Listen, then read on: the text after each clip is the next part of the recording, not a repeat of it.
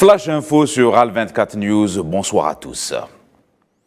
Le roi de Jordanie, Abdallah II, entame une visite en Algérie ce samedi 3 décembre, une visite de 2 jours sur invitation du président de la République, Abdelmadjid Tebboune.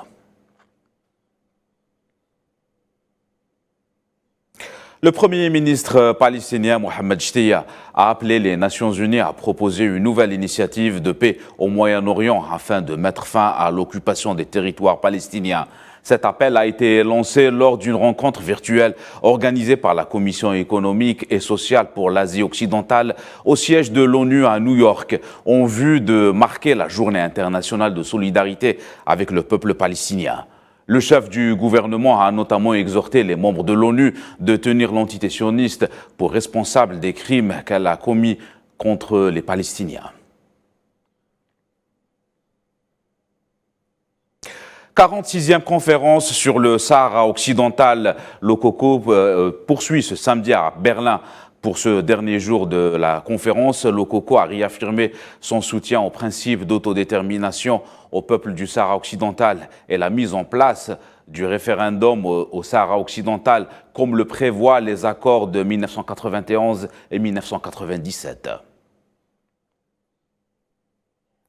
Coup de froid entre l'UGTT et le gouvernement tunisien suite aux réformes économiques rejetées par l'Union générale tunisienne du travail, y compris la suppression des subventions sur les matériaux de base et le gel des salaires et l'emploi dans le secteur gouvernemental et le rejet par l'organisation syndicale de toute option compromettant le pouvoir d'achat des Tunisiens. Les 27 pays membres de l'Union européenne ont trouvé un accord sur le plafonnement à $60 par baril du prix de pétrole russe, et ce dans le but de limiter les revenus russes permettant à Moscou de financer l'effort du conflit qui perdure depuis le 24 février 2022 selon les 27 pays membres de l'Union européenne. Un éventuel week-end de grève en France dans les gares françaises, une grève lancée par un collectif de contrôleurs, ce qui a contraint la SNCF à annuler 60% de ses TGV et intercités de vendredi à dimanche et laisse craindre une nouvelle perturbation lors des fêtes de fin d'année. Une reprise progressive est envisagée lundi avec 3 trains sur 4 sur tous les axes.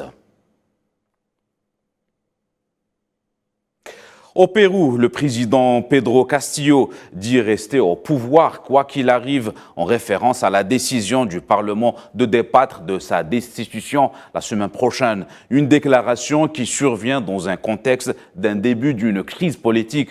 Pour rappel, l'instance législative péruvienne, dominée par l'opposition de droite, a approuvé jeudi le débat d'une nouvelle motion visant à destituer le président péruvien. Un séisme de magnitude 5,7 a frappé l'île de Java en Indonésie où un autre tremblement de terre avait fait plus de 300 morts il y a 2 semaines, d'après le service géologique américain USGS. Selon la même source, le séisme s'est produit à plus de 100 km de profondeur et à 18 km au sud-est de la ville de Banjar, dans l'ouest de Java. Coupe du monde FIFA 2022, début des 8e de finale de la compétition ce samedi, avec une affiche à suivre entre l'Australie et l'Argentine. Ce soir, les coéquipiers de Lionel Messi ont fini premier de leur groupe avec 7 points. En dépit d'un mauvais départ, cette rencontre est précédée par l'affiche Pays-Bas contre les États-Unis au stade Khalifa à Doha. À noter que les Pays-Bas ont battu les États-Unis par le score de 3-1. C'est la fin de ce flash. Excellente suite de programme.